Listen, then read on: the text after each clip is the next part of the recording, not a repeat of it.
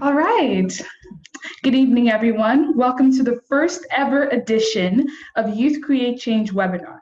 Tonight, we'll be discussing the pressing issues surrounding racial disparity in Canada. My name is Danelle Kadima, and I'm a junior editor in Youth Central's YAA program. I would like to extend a big thank you to my partner in crime, Asha Nenshi Nathu, another junior editor with us, as well as Roz Doy and Danny Bauer for their help and support in organizing this event. With this in mind, I would like to welcome all of our panelists here tonight and to introduce you to Shaye Erskine, the moderator of our discussion tonight. Thank you for attending this webinar, and we hope that you learned something new. And with that, I'll leave the floor open for Shaye.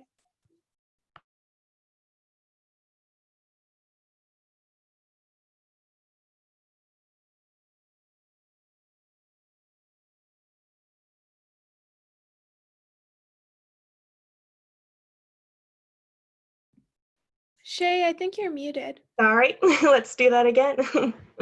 I want to start with a land acknowledgement. So in the spirit of respect and truth, we honor and acknowledge Mohkinstsis and the traditional Treaty 7 territory of the Blackfoot Confederacy, Siksika, Kainai, Piikani, as well as the Stoney Nakoda and the Tsuut'ina Nations. We acknowledge the members of the Métis community, and specifically the Métis Nation Region 3, and all people who make their homes in the Treaty 7 of Southern Alberta. We are here today to engage in issues pertaining to youth, to race and racial equality in Canada. Through this webinar tonight, we will aim to educate students of different racial, ethnic, and social backgrounds to understand the desire and need for change to systematic racism, understand the impact of systematic racism in the lives of Black Canadians and Black people around the world through comprehending the historical implications of racism that are still in effect today. We are also planning to implement acts of change through education, awareness, and social action through petitions and donations. On our panel today, we are joined by Chloe, Nicole, Sarah, and Semhar. First, I want to introduce you to Chloe. She is a 17-year-old student going into the 12th grade in the fall. She goes to school at CBE Learn Online School, as well as the Career and Technology Center, specializing in cosmetology hair. She started a petition to encourage the Alberta government to change its cosmetology curriculum to be more inclusive of Black hair, and has thus far reached over 14,000 signatures. The petition has also made news on Global News, CBC News, Breakfast Television Calgary, as well as CTV Calgary. Go, Chloe. Nicole, as well, immigrated to Canada from Ghana in 2001 and is a graduate, of the Bachelor Health Science program at the University of Calgary, majoring in Health and Society. She will begin medical school at the University of Toronto this fall. Nicole has developed a mentorship program that provides support and guidance to girls of immigrant backgrounds from the ages of 9 to 13. Recognizing the disparities and barriers youth from marginalized and underprivileged communities face in pursuing careers, Nicole founded the nonprofit Career Match. Career Match provides workshops, career fairs, and mentorship opportunities for youth while collaborating with communities to empower youth and their families. We have Sarah, who is an 18-year-old graduate from St. Joseph's Collegiate High School. She was born in Sudan, came to Canada when she was 3, and has been following human rights initiatives for the past few years. One of her goals in life is to fight for a more equitable world. She hopes to do this by fighting against social and economic marginalization and advocating for those who cannot. Sarah hopes to demonstrate to her peers that even the slightest action, such as writing a letter, can inflict change. Semhar is the UCSU Vice President Academic for the 2020-21 academic year, as well as fourth-year art student majoring in international relations and minoring in Arabic languages and Islamic studies. She has a great passion for avidly addressing barriers faced by Black and racialized students. Hence, she's working on advocacy policy for the adjustment of admission criteria. She is also lobbying for the collection of race-based data that will help combat systematic and institutionalized racism in Canada.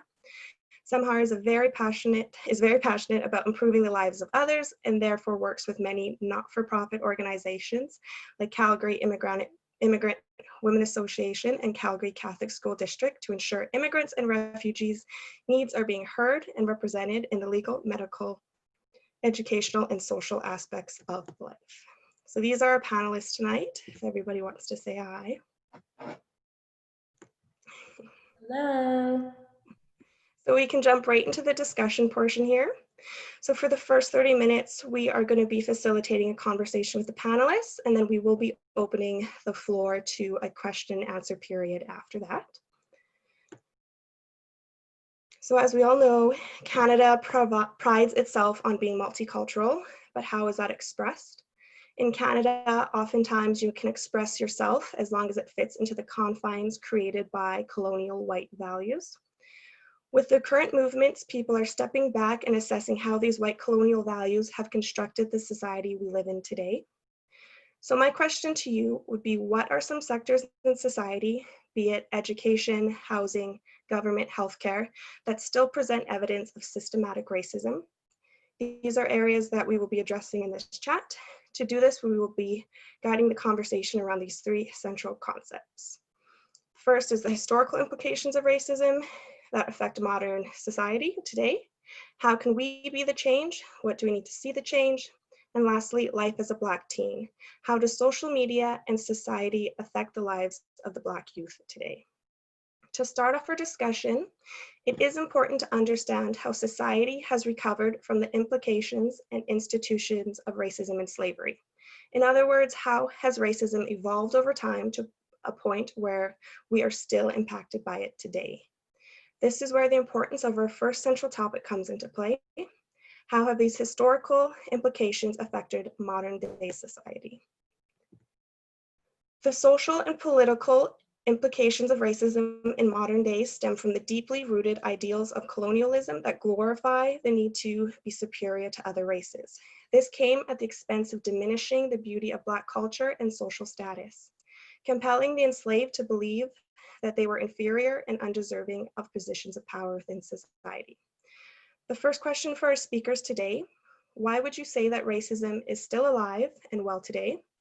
What aspects of society today clearly demonstrate to you that there is still a persistent presence of racism? Chloe, is this something you would like to speak to? Yes. So when I think of that question, I definitely think of potentially a lack of educational resources. It's just sort of the root of my petition, and the reason why this is so important to me is the fact that even in our public school systems, as well as post-secondary and college and other schools, I think there's a major lack of not only knowledge, but history, Black history, that needs to be included. As well as I'm a cosmetology student, in my personal class, there isn't a lot going on in terms of ethnic hair and working with Black hair. There really is no knowledge there, and that's something that I see an issue with. So in terms of that, I think that it's awful, but racism still exists because it's something that's taught. And if we aren't talking about how to be actively anti-racist in schools, then we're probably raising the newest generations wrong. We need more education. Thank you, Chloe.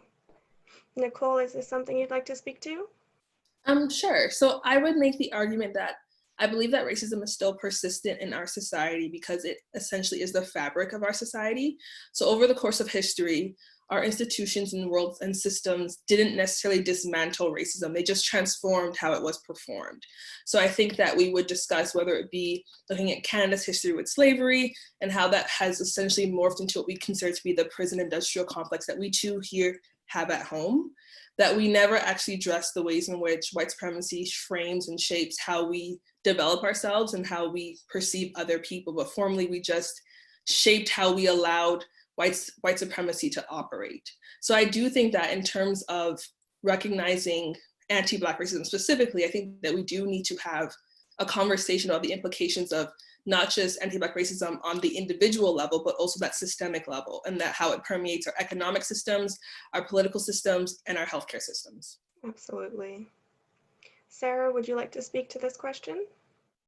Yes, thank you, Shaye. The fact is, racism and discrimination aren't these evil illusions in the past. Racism and discrimination are deplorable acts that still persist in the modern day. I think we have police brutality, we have microaggressions, and we have colorblind racism to prove this thesis. Going off of what Chloe was saying, I think it is lack of education.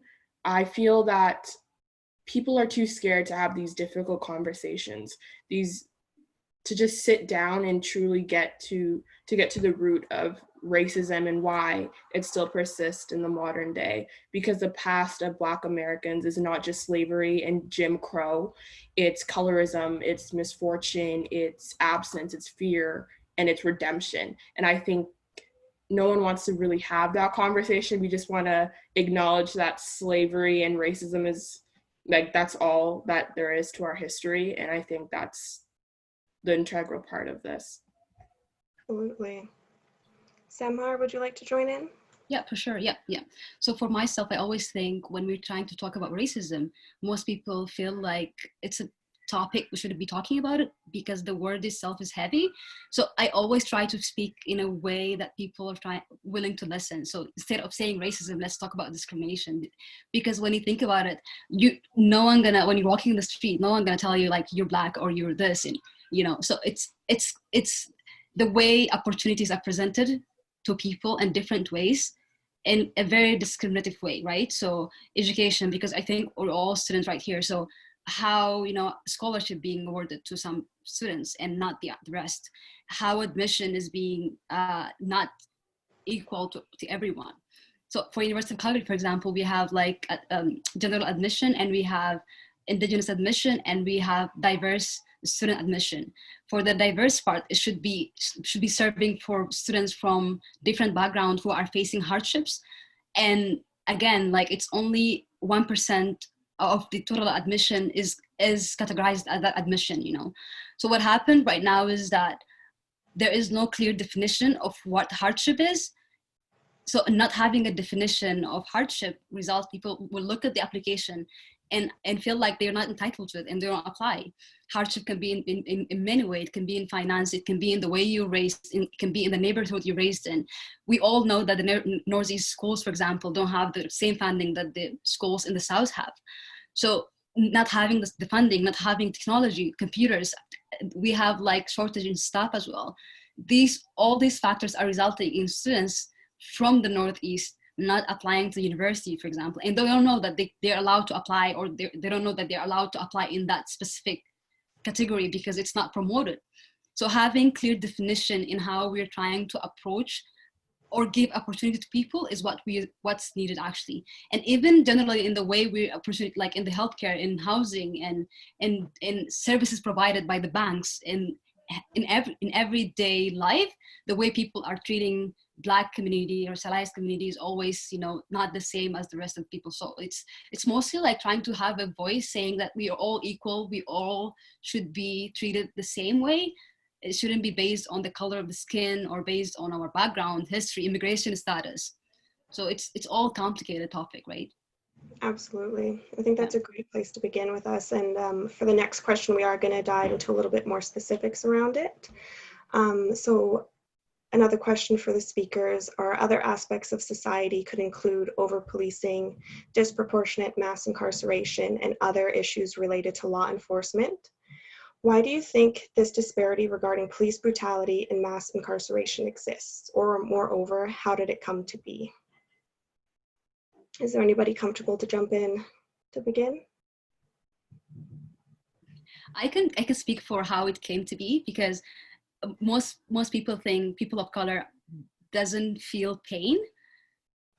There is an understanding in our people's mind that people of color don't feel pain. Even the way women in healthcare, for example, being in labor and in any surgery, they're not given enough painkillers, for example, So the same way police treat them, or like us generally, in a way that we don't feel pain. So they can push back, fight, hit, because they know that they think that we don't feel pain, and also they feel like there is no one going to stand up for us, you know. No one is in the government, for example, who is Black person, who will be standing up and who will be formulating policies, who will be, you know, advocating for us. So it's mostly like the way it's seen generally.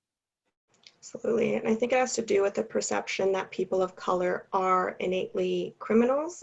So the actions that they take, as well as somebody who might be white, the white person won't be viewed as being a criminal, even though it's the exact same act as somebody else has, of a person of color, committed. Or they'll be doing the exact same thing at the same age, but they won't be in an area that's being policed or even looked at. So they can skirt by because nobody's even looking at them as, hey, you could be a criminal.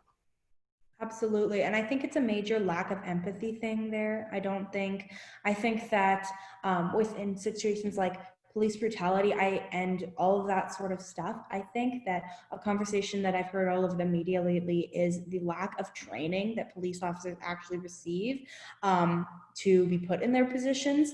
And I think that that is definitely something that plays a part in that. And I think that if we are going to look to the police as these figures to protect us all, then they need to receive proper training to deal with any situation and to overlook factors that really aren't important, like race and gender identity and all of these things, because at the end of the day, we are all human. We should all be treated equal, and we should all deserve to feel safe. Absolutely.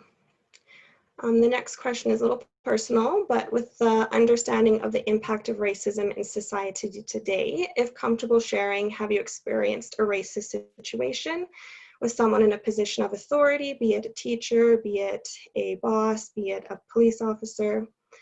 What happened and what steps were taken to address the situation? This experience doesn't have to be something that happened to you personally, but it could have been a secondhand experience.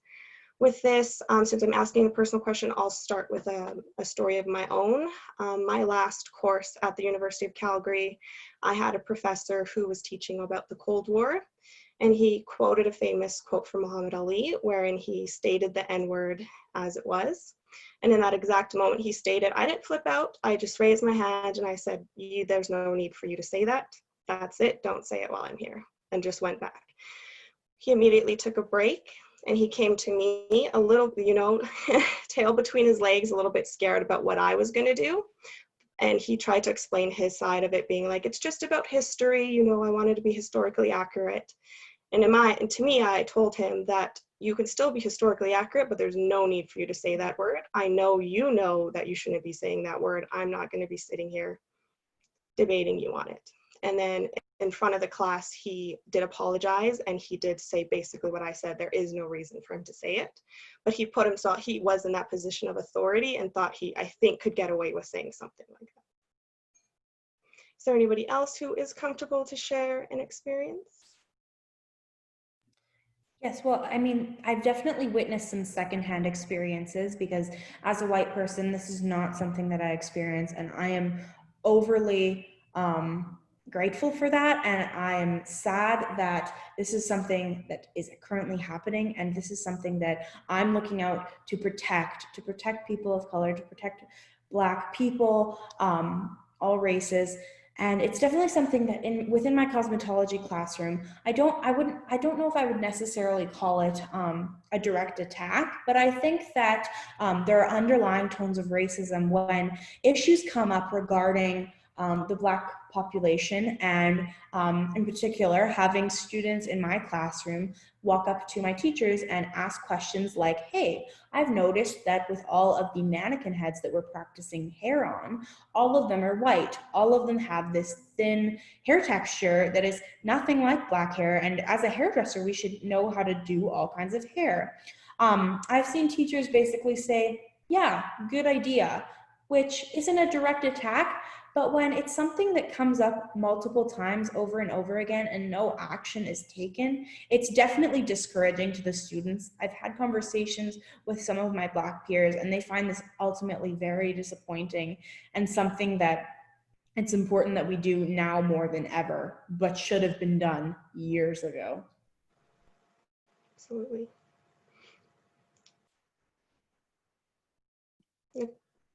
Hey, sorry. I had a response to the prior question, but I didn't get to. Oh, And I like raised my hand, but I was like, they can't really see me. But what I wanted to say about policing and police brutality, kind of referring to what I mentioned the first time, was just the idea that these systems are working as intended.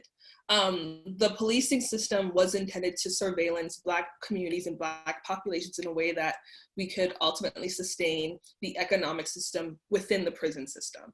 So while there definitely are elements of police not recognizing Black bodies within the Canadian society, as well as Indigenous communities, are meant to serve and provide essentially the spaces and fill the spaces in prisons, whereby we then can at least recognize or put to action the need for such a complex prison system. And ultimately what we do see is that policing is really just policing poverty and not actually getting at the root cause of crime.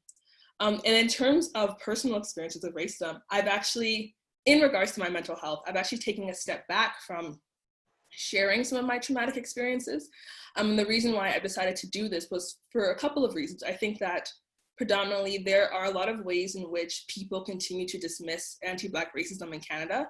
And oftentimes when people would ask me about my experience with racism in Canada, they were kind of looking for me to give them this totally traumatic, really terrible story to blow them away and convince them for once and for all that, oh, anti-Black racism is a thing. And I think that there are so many papers out there, there are so many researchers out there who have done the work to provide the support and provide the resources whereby you can take a look at anti-Black racism in Canada. And I think that it is unfair to continuously demand for Black people to unveil their trauma to you, to convince you. That is not their task. And I think this is really tied into Canada's identity as this beautiful, multicultural place. And that makes it harder for non-Black Canadians to come to terms with the ways in which they either perpetuate anti-Black racism themselves or let it take place within their communities and societies. Yeah. Well, I want to add to that. I think that you have a really good point with non-Black Canadians seeing these claims being made about how Canada is a multicultural, racially diverse, accepting society, and they read it and they believe it. They think that there is no action that is needed to be taken there, and that if we say it, it'll come true, which unfortunately is not the reality, and is something that we all need to look at and reevaluate. Okay, what are some ways in our own life that we might be racially biased, and how can we make life better for everybody? So I would definitely agree with that. We can't just as a non-Black Canadian, it's irresponsible for me to read these things and automatically say, you know what, it was written on a government website, it was spoken somewhere, so therefore it must be true. It's okay to challenge things when you see issues. Yes, please, Sarah. Hi. Okay, so I want to touch on what Nicole said about the mass incarceration of Black people, because I think it is very important. I think to understand kind of the mass incarceration of Black people and what she was saying about how the system was essentially made against us, that we even have to go back to like Jim Crow time, where we have Black men perpetuated as like these evil creatures, wide-eyed, grinning Black men, kind of that. I think even after the Jim Crow laws were abolished in 1965, which wasn't that long ago, these attitudes have continued to shape African Americans for centuries, which is why I believe there's this disparity between police brutality and mass incarceration, because this tyrannical Black man ideology has been so strongly embraced that it's become this biological fact, wherein that Black men are just deemed to be villains. And I think, of course, that's wrong, but I think that also takes, which is why we're here today. How can we break that down? That's all I wanted to add. And about the question that we have here, I think the worst part about racist experiences, I won't share like a specific one, but I think for me, what has been the worst has been like the microaggressions or the colorblind racism, the subtle ones. They always seem to hurt the most than being like hit with the N-word. or something to that degree, having kids or having teachers presume that you're just dumb and that you're stupid. When we have Nicole here, she's going to medical school. We have Chloe, she's writing petitions. We have so many strong, powerful Black men and women, people of color that are doing such outstanding things, but they're just not given the upper hand. And it's almost having to fight for your place, having to fight that you're deserving and that you're not, like in the lamest terms, that you're not stupid, that you're actually smart and that you actually have value. So I think personally, for me, that's what's been the hardest. Yeah. Absolutely. I think sometimes people, even in your closest friend groups, kind of put you in the exception rule, like you're the one that's good. And that falls for me, like big on colorism, is that I am light skinned, and that so I oftentimes do get pooled in that, oh, you're the exception, and maybe it's because, you know, your skin tone is this color as opposed to this. Like they build these weird walls of rules that they can put you in to fit into what they still believe truly. Sorry, were you going to say something?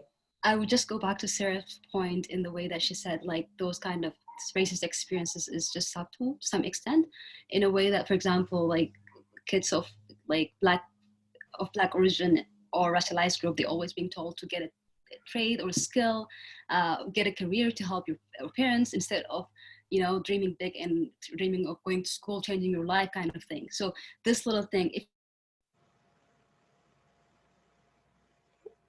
you're telling career, like for now working at McDonald's or Tim, just to help your parents, and you know, you don't have the brains, or you don't have these skills to pursue higher education, for example.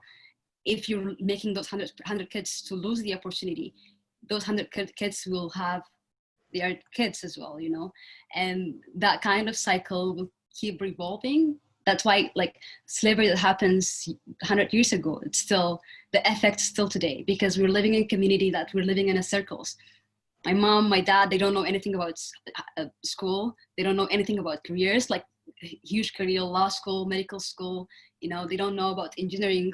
So what happened is that if they don't know, the way they're raising me is that I don't know. And when I go to school, if the teachers are telling me, you can't just, you know, you have problems, you have, you know, you can't just dream big, I will live in a circle.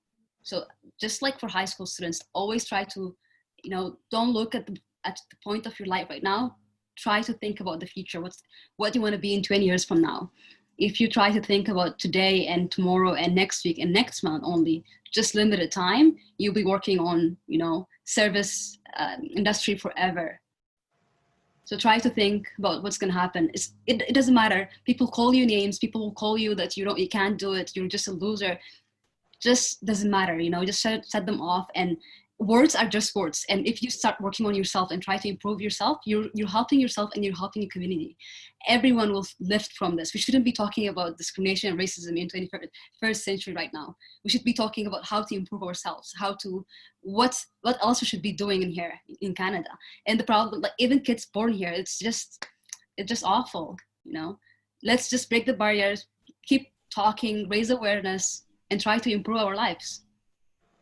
Yes, and I definitely agree with what Samhar said about supporting Black people who have these great dreams and initiatives. And like she said, not just encouraging work in things like the service industry. And I definitely think one big thing that we can do kind of as consumers easily is supporting Black-owned businesses and Black-owned restaurants during this time. And just one thing that really cool that I've seen happening in Calgary is actually the Black-owned market that's being planned for July 18th. So I believe that may or may not be a Saturday, right downtown from 4 to 10 p.m. I think that would be an absolutely fantastic way to support the Black community within Calgary, and to be a supporter, to show your support and attend that event. I'm hopefully planning to volunteer for that event. So I think it'll be really good. And I encourage everybody, if they have the means to do so, to check that out for sure. Well, thank you for sharing, everybody. we do believe that it's important to give people space to talk when comfortable and to share what they are comfortable sharing. I do have to move to our next set of questions here, and these focus on how we can be the change and what do we need to see the change. So when looking towards how we can change some of the experiences discussed before, a common area where racism can be experienced is in the classroom.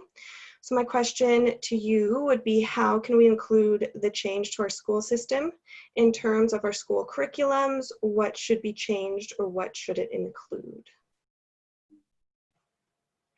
Sarah, you want to start us off at all? Thank you, Shaye, again. I think I'm bringing it back to having difficult discussion. The switch to an all-inclusive school will definitely not be easy, but I think it's about embracing our past and embracing it further than slavery. I think dismantling, like even what Nicole said, dismantling the systems, the systematic racism. In terms of moving towards an all-inclusive school, I talked to even the principals at my school about creating a club, creating a group where kids can have a place to go and speak about racism and feel comfortable in that environment. A group where, even though it has to be like mandated by the school, a group where they just feel included and they feel okay. In terms of the curriculum, I think talking about more than racism, talking more than just slavery. And I'm going to keep saying that because I think it's so important, because in my entire high school experience, I've graduated now, I've only learned about my history 2 weeks, and that has been in Black History Month in 10th grade. I think we need to delve more into what racism is and what slavery truly is, and teaching Black history not as an elective, teaching Black history more than just Black History Month once the school semester. Yeah.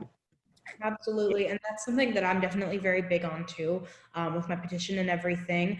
Mine was specifically geared towards cosmetology curriculum, just as that is sort of the career path I'm headed down on, and the program I'm involved in at my school. But I think especially in the hair industry, it's important that we train our up and coming hairdressers and workers to know how to work with Black hair and how to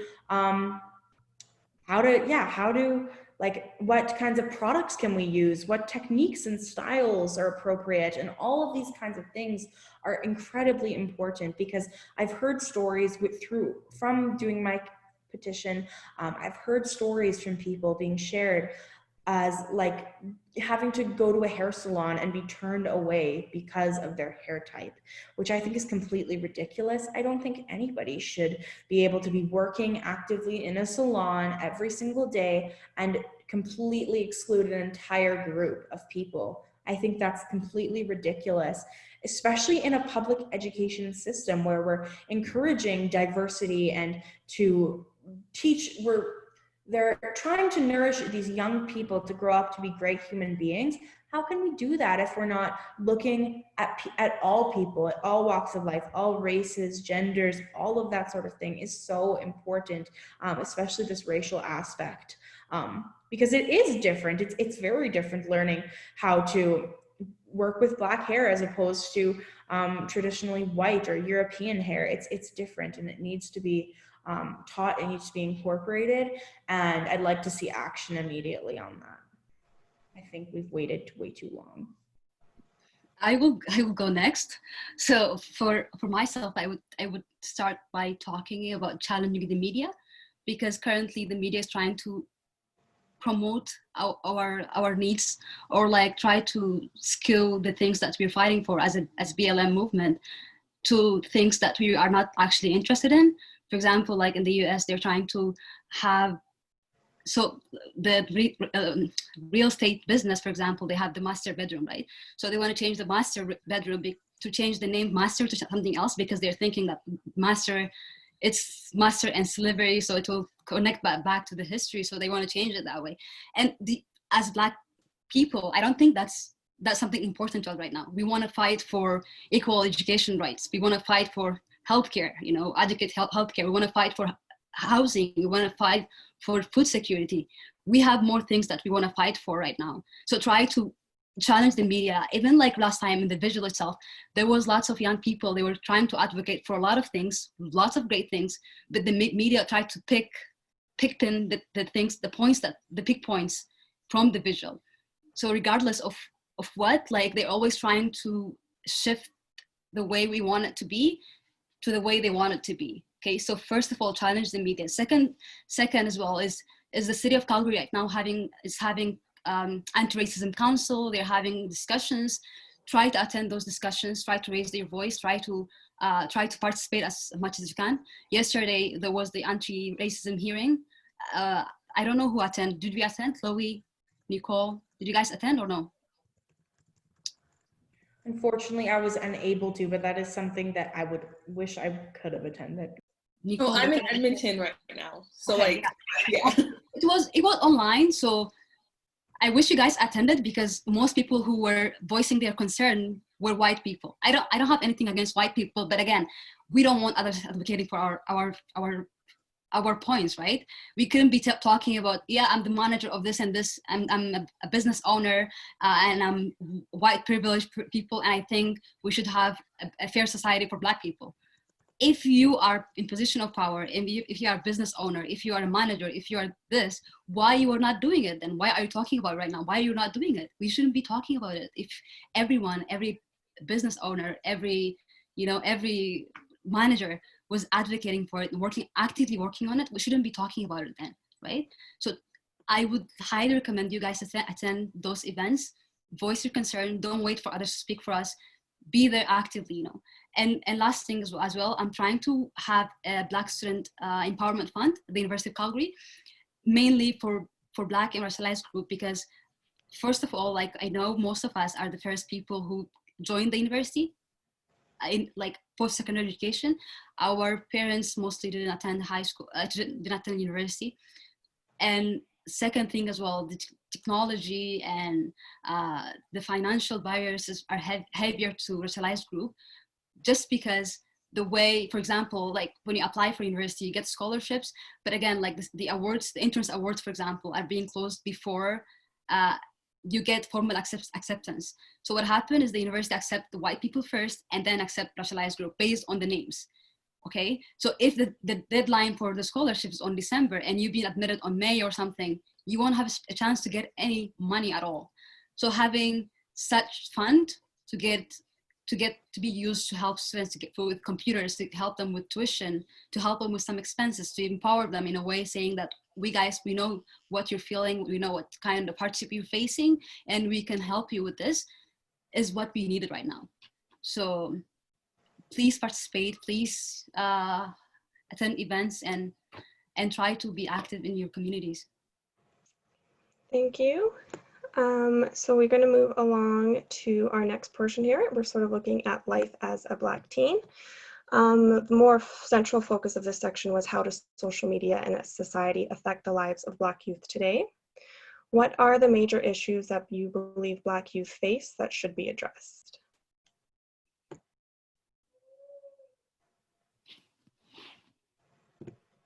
Would anyone like to start off here? I believe that there are a lot of different issues. I think that, and this is kind of going to connect to the prior question a little bit, but recognizing that these systems are all kind of connected. I think one of the biggest issues that Black youth face is mostly navigating expectation. So the idea that you are operating and navigating a world where people do not expect certain things from you, and they will not encourage you or motivate you in certain ways. Additionally, when we talk about things, whether it be systemic racism in the schooling system, so the idea that teachers are essentially there to be one of the main focal points for students and helping them actually experience and learn and feel what it means to be a full youth. But then when your teacher doesn't encourage you academically, that really hinders your ability to grow in certain ways. And then of course there is the notion of social media, where I think that compared to when I was growing up, I did not have as of extensive access to seeing Black trauma in such a constant way. So the idea that youth today are growing up and they're going on Instagram, you know, and whether it be the videos of George Floyd are readily available on your Instagram feed or your Facebook feed. And I think, what does that mean to continuously see people who look like you being dehumanized, being neglected by the state that you thought or expect to protect you? So I think that for Black youth, there is this really hard notion of just navigating society in a time where it's really important for your self-esteem, for your growth, for your own development, and then you actually have to manage and deal with the full front of systemic racism. But at the same time, I feel so much hope, because I think that sometimes when I talk to younger students when they're 12, 13, 14, and they're able to pinpoint things that I did not have the vocabulary to explain when I was their age, and how incredible it is that we have given them such great access to knowledge and information whereby they can now recognize the ways in which they are navigating systemic racism, but then also recognize the ways in which we need them to make these things better and their role in being a part of that change. Absolutely. I think you touched on it a bit there, Nicole, but if anybody wants to add to how has social media impacted the major issues mentioned in the previous question, if anybody has anything to add to that. I think that as it's not something that I've personally experienced, it's really valuable to hear from you, Nicole, that yes, it's discouraging going on and logging onto social media and seeing these videos. I can completely understand how that might feel so incredibly dehumanizing and unfair, and it would be a detriment to your mental health. As a white person, I think that it is important that some of us as white people are somewhat exposed to these situations so that we can realize these are really important. Because I think that at the moment, it's something where we hear about it, but we don't necessarily see it. We aren't actively seeking out opportunities to attend protests, donate to organizations, sign petitions. So if social media is shoving it right in our face, it's hard to avoid it.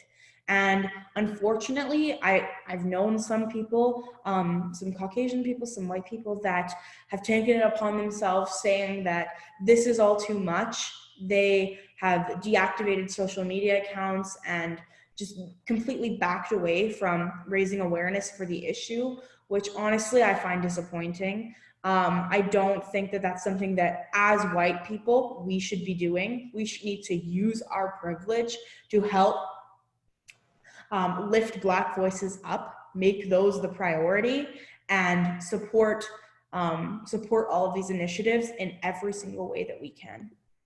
Mm-hmm. And I think that social media is just, we're lucky to have that as a tool so that we can do so as white people.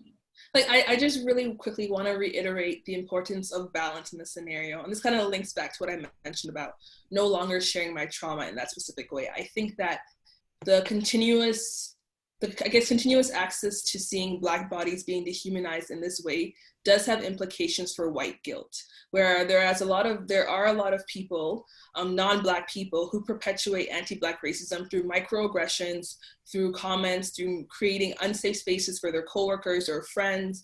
But then when they see the footage of violence, they can feel better because they don't do that, right? They aren't that way. And it kind of releases them and sort of, I think, sometimes distance them from the ways in which they aid and abet systemic racism. So like the idea that we really, really are more, or that we have more concern for the overt forms of anti-Black racism, but then don't do enough to fight for the ways that it's covert and embedded in our institutions. Nicole, that's a really, really great point. And I'm glad that you brought that up, because I think definitely those microaggressions are so important, and we must look at these things, which is why I think it's important that we're seeking out resources, whether that be literature or things that we can attend, like the Systematic Racism, the City of Calgary event, or things like protests and signing petitions that focus in a little bit more on these very specific issues in ways that we may not necessarily as white people have acknowledged our privilege, which is sort of what I tried to do with my petition, kind of recognizing an area where I think, I'm not sure if it would necessarily be considered a microaggressor, but that sort of thing where it's like, it's not an overt form of racism. Nobody is being physically hurt or anything like that, but it is something that is mentally very, very hard for my peers to cope with, and something that needs to be changed within the education system. So I'm glad that you brought that point up. I do love that too, and it does tie in nicely to a question that was written into us from one of our attendees. Their question is, what do you think would be the best way for teens to address microaggressions from their peers and teachers?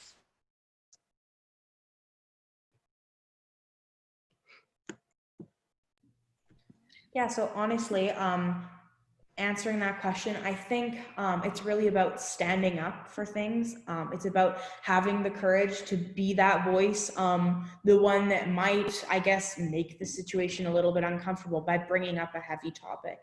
It's important that we do that. And as someone who is trying to be an activist for this cause, I think it's important that I take it upon myself to jump at any opportunity that I get to use my white privilege as an ally to voice the concerns of my peers who might not necessarily feel comfortable of doing so, and the feedback that I've gotten from them, because this is ultimately not at all about me, it is about them, and I want to be there to help lift their voices up and make them known. So I think it's important that basically what I'm trying to say is listen to your Black peers, take notes on the things that they're saying and the problems they're facing in their community, and do what you can, speaking as a white person, do what you can with your white privilege to improve those scenarios and instances for them. Because it is not about me, it is not about the white community at all. We are just there to simply be in support. What I want to say to that student is that always try to, yes, stand up for yourself, but do it respectfully. Do it with understanding, because there's a problem with Black people when they speak up. It's always seen as violent. So try to avoid being violent. And try to do it in a respectful way. Be like, this and this happened, or be like, I don't want to talk about this, for example.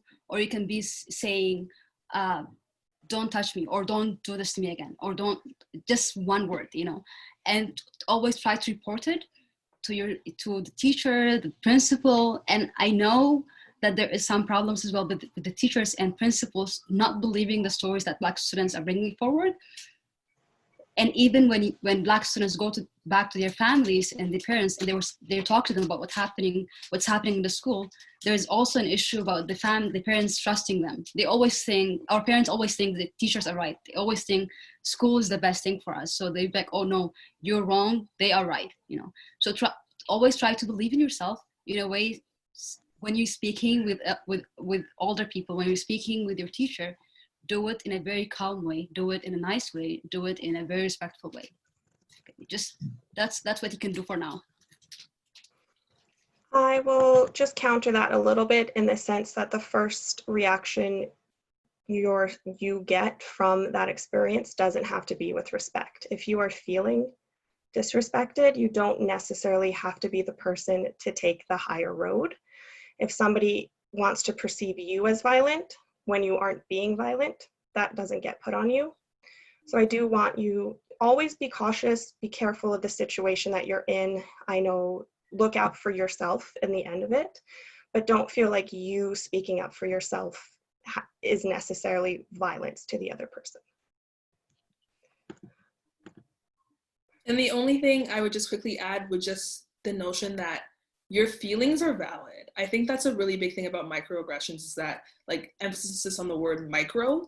And there's a lot of ways that there are a lot of Black students or youth or teens who are told that they're over exaggerating, or that it's all in their head and that it's no big deal. But when someone says something to you that makes you feel uncomfortable, there is a reason for that, and there's root in that, and that is valid. Your frustration and your anger and your pain is valid in that sense, and don't let other people diminish your experiences. Don't let other people make you feel as though you're overreacting. You feel the way you feel for a reason, so embrace it and engage it, and don't let someone invalidate that for you for their own comfort especially. I want to send a big thank you out for everybody in giving answers to our questions. The time went by quickly, and I think we were all excited to talk, so that would be great to have some other webinar or something along the way, because I know we have tons more we'd like to say. But at this point, we would like to introduce Keeshi to end our webinar. She is here to perform her poem. Keeshi is a grade 12 student at Sir Winston Churchill High School. Keeshi is passionate about world issues and writing. She is also an executive member of the Written Revolutions. Keeshi's poem entitled Black Privilege was written in hopes of exploring all sides of the conversation while keeping the focus on the issues of oppression. Okay, hi. I'm just gonna start. It is a privilege to be full of so much melanin you have no choice but to glow. A privilege to be blessed with the knowledge of deities. A privilege to stand up in a world programmed against us and win. When I ask you this, who is winning? The man, the one that controls everything we see, or the dead who have no choice but to wait in hopes of justice, or maybe the bodies we are unaware of, whose legacies were forgotten before they were even cold. Maybe it's a broken system, one that thrives on injustice the way we do on oxygen. Or maybe the protesters that act like God and give them unexcused reasons to treat us the way they do. Or just maybe it's the peaceful protests, the ones of every race that do not have the opportunity to grace our screens. See, the definition of Black privilege is being granted the opportunity to carry their self-loathing. It's inhaling and begging help. I can't breathe. My hopes, my dreams, my future of possibilities, my rights are out of reach. See, Black privilege is feeling guilty for not being one of the oppressed. It's holding up your camera in hopes that the latest trend will address the issue. It's a fleeting moment where God is not a choice, but your last option. Black privilege is being controlled, so your response does not justify their action. Are we fighting for something, or are we just fighting? We know the world we live in, we understand it, yet we cannot address it. There is no right answer to a wrong problem, there is no correct way to go about solving it, but apparently there is a wrong way. And in this glorified white man society, that is what Big Brother will show us. We play the race card, and rightfully so, but the game is rigged, yet we as humans cannot play humanity and beat them. In this backwards cycle fueled by Black privilege, where the only prerequisite is to win victories over oppression and still lose, we die a little. This equation, reduce them, dehumanize them, subtract their rights, and add on to those of white people, then multiply. This equation equals white privilege.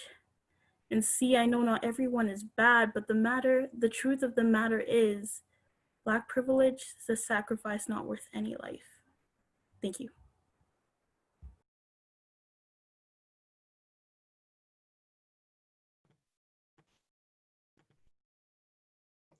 Thank you, Keeshi. That was beautiful. I think everybody would agree to that. Thank you for sharing that for us. And it is now 8. I do want to extend a thank you to everybody that has come, as well as to our panelists. I know it was fast and furious, but I do think a lot of points were put forth, and I think it gives a great starting point for people to engage in any questions. I do want to extend to any of our attendees, if there are points we didn't touch on or points that you would like to discuss further outside of this webinar experience, do just reach out to the Central, and then those discussions can be taken outside of here for you. Thank you.